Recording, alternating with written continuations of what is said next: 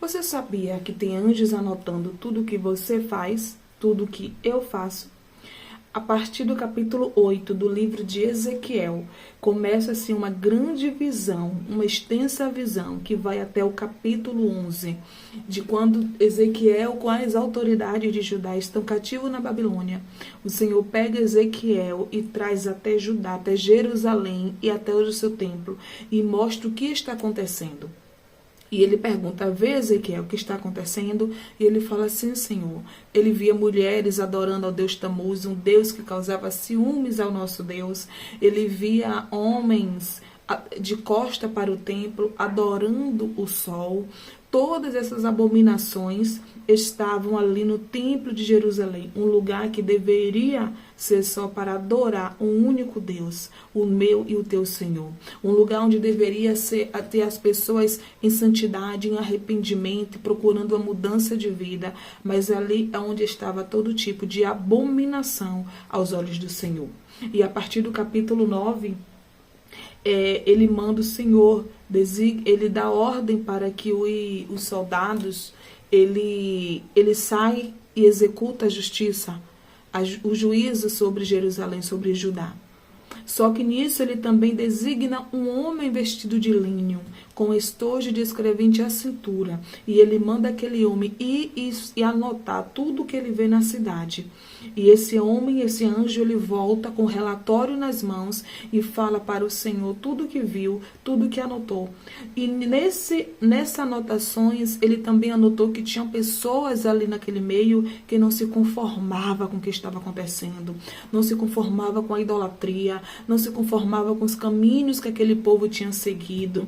E é aí uma grande diferença. Quando Deus ordenou que fosse executado o juízo naquele lugar, ele falou, vai e marque todos que não se conformaram, vai e marque com um sinal todo aquele que estão entristecido pelo pecado deste povo. E quando os guardas saiu para executar juízo, as pessoas que estavam marcadas com selo, eles não foram executados.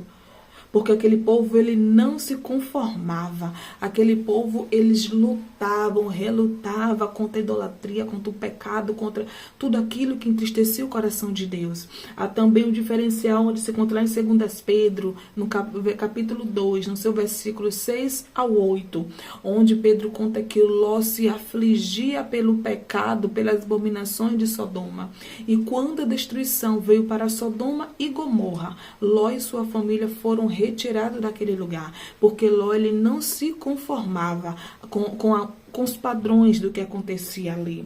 Em Ezequiel, no capítulo 11, no seu versículo 12, o Senhor fala que o povo de Judá e de Jerusalém, eles tinham se conformado com os padrões das nações vizinhas. Então Deus está falando para mim e para você, não vamos nos conformar com o que este mundo está seguindo, não vamos nos conformar com o que está acontecendo aí fora, mas vamos ser aquele que nos entristeçamos, vamos ser aquele que chora, que não compactuamos com o pecado, com a idolatria deste mundo.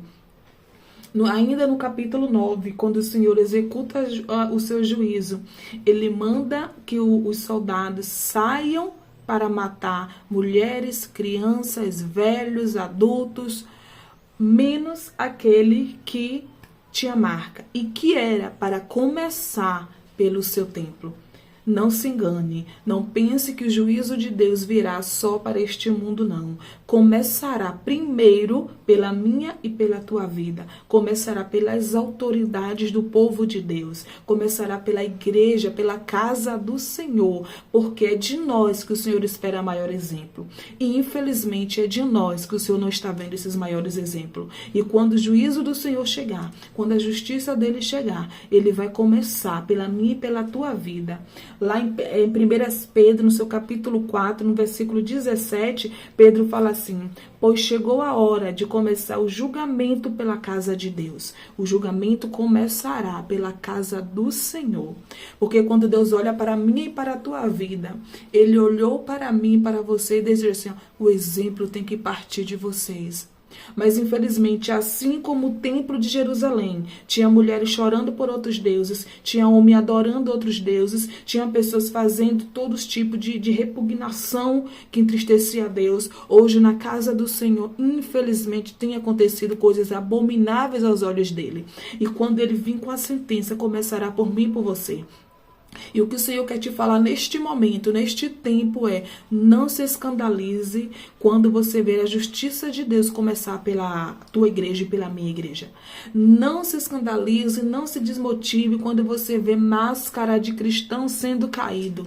É necessário que aconteça esta limpeza no meio da casa do Senhor. Não é da vontade do Senhor que ninguém se perca, não é da vontade do Senhor que ninguém saia do seu templo, mas a vontade do Senhor é que eu e que você, que todos nós entramos em um arrependimento, que choramos pelas almas perdidas e pelas nossas almas.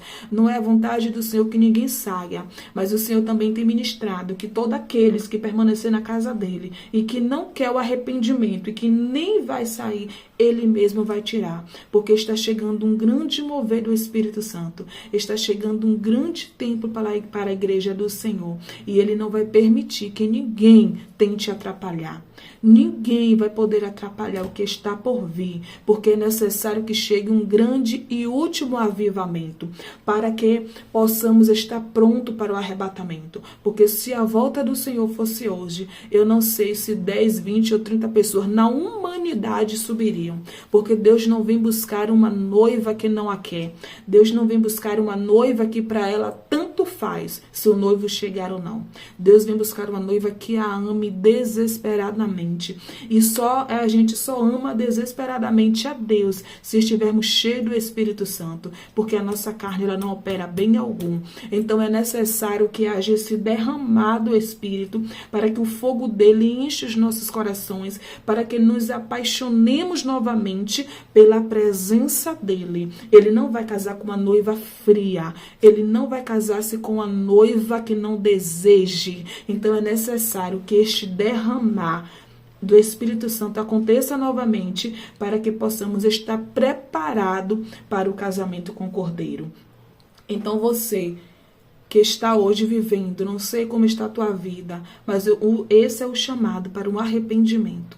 Confesse o seu pecado, ame o Senhor Jesus, rompa com o seu pecado, deixa a mágoa, deixa a mentira, deixa o engano, deixa tudo que tem te afastado do Senhor. É tempo de arrependimento, é tempo de mudança, é tempo de um novo recomeço, é tempo de mudança de rota. O Senhor Jesus está voltando, está chegando um grande avivamento e é necessário que a tua vida esteja no altar do Senhor. Perdoe, libere perdão, libere tudo que tem te afastado do Senhor Jesus, porque é chegado o tempo da justiça de Deus e ele vai começar pela sua casa, pela casa de Deus. É por lá que vai começar. E ele quer olhar para mim e para a tua vida, e ele quer ver santidade. Ele quer que o anjo chegue para ele e anote: olha, não vou destruir essa pessoa não, porque ela não se conformou com os padrões desse mundo. Eu não vou destruir não, porque ela chora de amargura quando ela olha e vê o caminho, o rumo que este mundo está tomando. Ela não se conforma, ela não se alegra com o pecado, ela luta contra o pecado, ele luta contra o pecado, ele não está se conformando. Então vou encher ele do meu Espírito Santo, porque eles não serão destruídos, mas é necessário que haja isso, essa sinceridade no meu e no teu coração. E no capítulo 10, ali ainda continua o juízo de Deus, mas ali, creio eu, que depois dessa limpeza do capítulo 9, no capítulo 10, a glória do Senhor encheu aquele ambiente. Por mais que Deus estava se retirando, mas ali ele encheu uma nuvem de glória tomou a porta, entrou pelaquele ambiente, porque acredito eu, o templo já estava limpo. Então Deus não vai permitir nenhuma pedra de tropeço impedir o que está para chegar.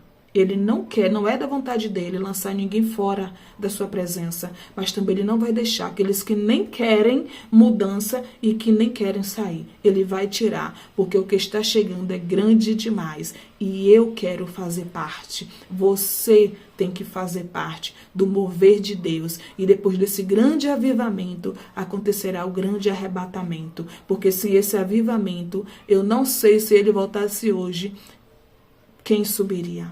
Porque precisamos estar inflamado, desejando, amando, cheio de alegria e de vida do Espírito Santo. Fique na paz, leia Ezequiel do capítulo 8 ao capítulo 11. Deus vai falar tremendamente, assim como falou no meu e no teu coração.